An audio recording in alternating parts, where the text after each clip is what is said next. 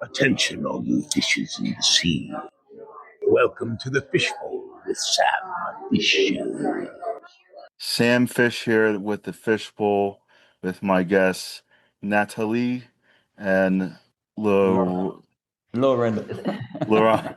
I apologize. That's fine, no worry. Thank you for taking the time to swim in the Fisch Bowl. It's a pleasure for us. So welcome to France. Welcome to Pittsburgh in the States. I just have been listening to your EP, and obviously we're talking to Pills for Tomorrow. Excellent shoegaze, indie pop mixture, psychedelia, all the stuff I am a huge fan of. I love your EP. I love your single, and you guys have your debut album coming out, which very much looking forward to diving into. As we do. So do we. Excellent. And I've been sharing everything from your show with Purple Heart Parade at, what was it, the Strong Room Bar with other side promotions. Yeah, they have been very helpful with basically introducing bands that a lot I am familiar with, others, that I'm not familiar with, but I basically get myself familiar with through listening and seeing, live clips. And, they're one of my favorite venues that I see overseas that, promotes this exact type of music. And I've kind of like been in it for, a good couple years now. And I think that this particular genre and like the subgenres are really only getting better and better as like it evolves. But my first question for you guys is, what got you interested in music? I mean, there's obviously a lot of different influences and sounds and everything with Pills for Tomorrow. So very interested. So, I mean, before answering the question, maybe just to put things a bit in motion, in perspective. So first of all, we started to think about our music in 2021. Okay.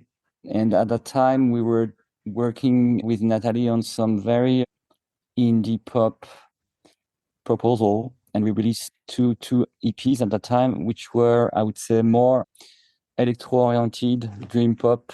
Electropop. But the idea was to try to incorporate as much as possible, I would say, drum, bass, and guitars. But since we were working out the lyrics, the songs, and we had to start. So we decided to start that together, and thinking about the fact that doing that would probably allow us to meet some other musician, which is what occurred two years ago. So in 2022, we changed the name of the original project and switched to Pills for Tomorrow. And then we decided to evolve a bit more in the shoegaze environment, because that was a big part of our culture. And then I obviously I will come to your question, but all the legacy which is behind what we've been delivering today, it's a huge patchwork of influences. Natalie has a huge indie culture. Yes. I was playing music. I was DJing when a few years ago, mostly rock and indie stuff. Shoegaze and dream pop, and it's part of my youth. I was raised as a young adult in the 90s, so it's really my heart music. And awesome. And she was really she's a Bible in terms of influences, much more than I am.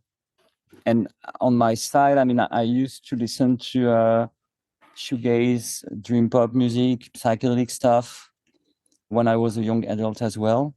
But then I started to learn to play guitar when I was 25 years old, and then made a huge deep dive in the blues music environment. and played blues music during something like 20 years, 25 years, I would say. And in 2021, when I decided to write my own songs, I don't know why, it might be a cycle of life, but the idea was to come back to melody and really to come back to very simple melody. And then naturally I went back to my original influences. So the shoegaze is part of that. The dream pop is part of that. I mean, I grown with the Ride, with My Bloody Valentine, with Sonic Youth, with tons of I would say fantastic band. I'm a huge fan of Prefab Sprout as well. So it moves from very psychedelic environment to very fine-tuned English pop songs. But the idea was not to try to cover those influences. The idea was really to try to digest them as much as possible, and to try to get those influences part of our DNA, but with our own stuff. And in 2023, when we added Augustin on the drum, Laurent on the bass. I used to play blues with Laurent as bassman. I played with Laurent during 20 years as bassman, so we knew each other very well. He was not very available when we started the project, but he's been able to get available in 2023 and join the story. And then we enrolled as well Fabrice on the guitar to join the project.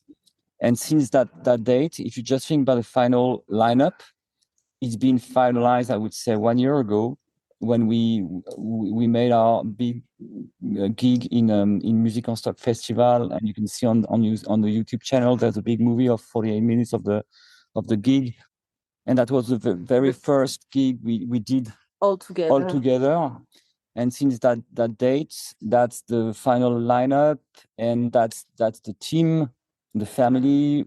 And that's with all those members that we started the journey of the new album. So to answer your question, influences are huge. Brian Johnson Massacre, My Bloody Valentine, Ride.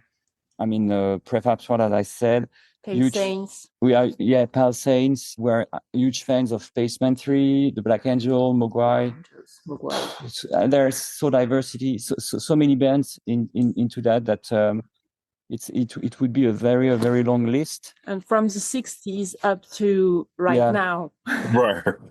So it's really a big catalog of influences, and the idea was to get, in fact, to get melodies, and that's what we try to do as much as possible. And I write the music, Natalie write the lyrics. We decided to write in English because obviously when you do that kind of music, it's so obvious to do that in English. It's not only obvious; it's just English is fitting better. The music. It's very difficult to find words fitting like that. French words fitting with the music. And the idea was to get a very organic proposal with, I would say, a rhythm section with drum and bass, very dynamic and bringing lots of groove. And that's what we like at the end. I think that we like to mix all those influences with potentially some blues feedback as well, just to try to, incorporate all the things that you will capture as a wall of sound with the guitar, but also huge rhythm section, very powerful, like Ride band used to do that. And in the middle of that, a very I would say dreamy voice of Natalie floating around, just to be there and to get that kind of sweet feminine woman tone, and bring a bit of, I would say, sweet environment in the middle of big guitars and groovy section, so that we try to get that balance every time, because that's the way we found to try to bring as much as possible emotion. And so that's our influences and where we come from. Awesome. I can definitely hear too many bands to list, like you said, from all ranging from the 60s up to now. The ones you did mention, the Brian Jonestown Massacre, obviously, I'm a huge fan of theirs. I've had the chance to see them Yeah. play twice. Nice. And I Did they fight on stage or not? they didn't. They did not at the shows I was at. I think maybe Anton is like a little old for stuff like that, but you never know. Uh, You never know. I've also seen the Dandy Warhols, which I Oh guess is Yeah, yes. yeah. another big one to mention, like 3 or 4 times. And actually, the first time I saw them was for their. It was like actually, I just a little couple months ago did an interview with their guitarist Peter G. Holmstrom, and I told the whole story about how I literally got it was they literally came. The first show I saw them was for their Distortland tour, and way back, what was that, like 2016, and it was literally like my 28th birthday, the day of, and got to have dinner with them, Oh, cool. and they yeah, I got to go to like a sound check because I had like VIP Wow. tickets, and they were doing requests from the people that had VIP stuff to be there for the sound check for to perform during the show that night. And I told Peter this, and I was like, "You don't know how much this meant to me because it was like when you guys played the song, like it was one of those like scenes in like a movie." Where like the crowd goes dead silent, and it's like a magical moment. And then like when they were done, because they did it as a closer, which was the song "And Then I Dreamt of Yes," which is one of their more how did the drummer put it, that's the smoking uh part of the album. And they don't usually perform it live, and they did it, and people weren't expecting it, and it was like all like the hits and the stuff from the album. And then they closed just out of nowhere, they do that song live, and it just was like a amazing experience. And to see the audience go like as wild as they did uh, Yeah. after it happened. It would be like, you know, I don't think I could ever, maybe get that like replicated, Okay. It's a nice so experience. it was a great show. They're one of my favorite bands, obviously OGs from the 90s in the genre. I also grew up in the 90s, so I was a big, with the whole alternative movement. And Yeah. Hmm. you know, I've Post-punk, we could have mentioned Cure as well, the Cure as well. yeah, yeah, Division, Joy of definitely. course. Division, of course. I mean, Susie Right, and the right. Banshees. yeah, there's so many. I mean, that was pretty 80s and 90s for indie and alternative music were probably the golden decade. Definitely. And I don't think this mainstream band gets enough credit for Yeah. being in in technically a lot of their songs could fall under shoegaze, which is the Smashing Pumpkins. Yeah, I Yes. agree. I agree. I think they get labeled as like grunge or like fall under, the grunge movement because they had, songs that were hits like that. But if you actually listen to You're their, right. especially the earlier stuff, it's very They've, very they've been, they've been digested by the grunge movement because they were in the same time than Nirvana. But if you just think about what they were proposing, you're right. They were more in the perspective of shoegaze slash post-punk environment rather than exactly. grunge one. Definitely. I fully agree with you. Yeah, and again, one of my all-time favorite bands from that era.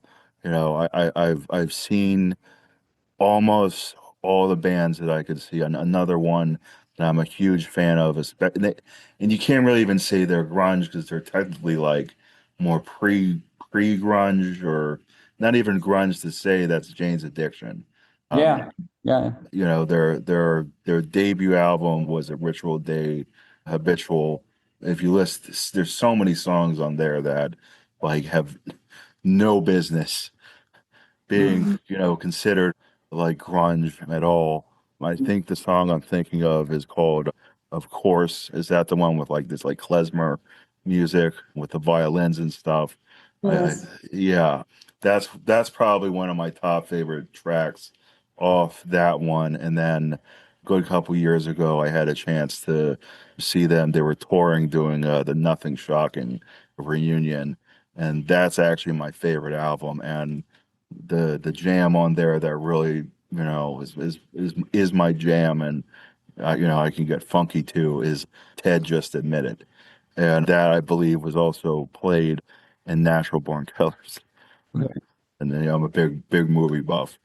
But yeah, I'm really into music. I love, helping promote, more of the indie scene and upcoming bands, and especially the shoegaze, because I really think that like right now, shoegaze, among like three or four other genres that I kind of see all within like rock being like the next, like it's like I feel like rock has been like the new, like what you would call the real like next movement after Yes. grunge, you know. It could be. Um, If you look at the last 5 years, you see a trend of all those 90s influences growing up yeah, in the rock environment, which is great, and we see lots of young bands from people who are probably, I would say, 20, 25 years old. yeah, exactly. Far too young. To have experiments. To have experimented in the 90s, because they were not born at the time, but Right. they are embracing the genre, coming back to it. and coming back to it, and it gives some really nice outcomes, I think, and nice surprise, because it's they're bringing their fresh culture, trying to incorporate those 90s vibes, and that's great. They're melting other influences. Yeah, as well. And it's sometimes really amazing. And that's very funny, because when you listen to those songs and those vinyl, for instance, it's been mixed like in the 90s. Try to find back those typical sound you would have from a sequencer or reverb stuff and all those things. Which is not the best idea. Which is probably sometimes not the best idea, because it was very specific, but sometimes it gives a very nice surprise. But that's it. I agree that the movement seems to be growing up, so that's cool. Definitely. I mean, I think like shoegaze and like that specific and the similar subgenres all like fused in is like one movement. And like you just said, kids that are like between 20 and 30, I want to say, or have totally developed this new movement called new wave grunge. Yeah. Yes. And I mean, I'm really interested in seeing like the stuff coming out of there. There's a band who I'm good friends with from Ireland that are in that genre. They're called Strangers with Guns. They are like a mixture, kind of like you could say Henry Rollins, Black Flag, the Melvins, Alice in Chains, like very like heavy, kind of like punk, but it's like definitely a new wave grunge sounding. There's another band I've had on my show that Jason Shaw has worked with called Geography of the Moon.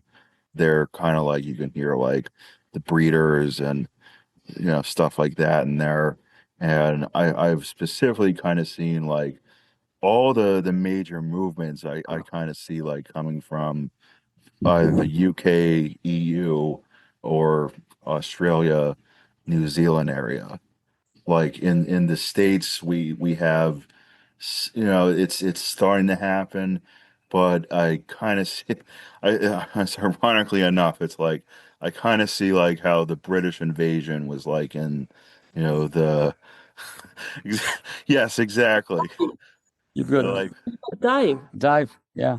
yeah. That was great. We saw them in the winter in Paris, and it was just gorgeous. It was one of the. It was in March, sorry. One of the best shows. One of the best shows we've ever seen, genre wise, and they were just the sound was just great, and they were, and the well, it was just perfect.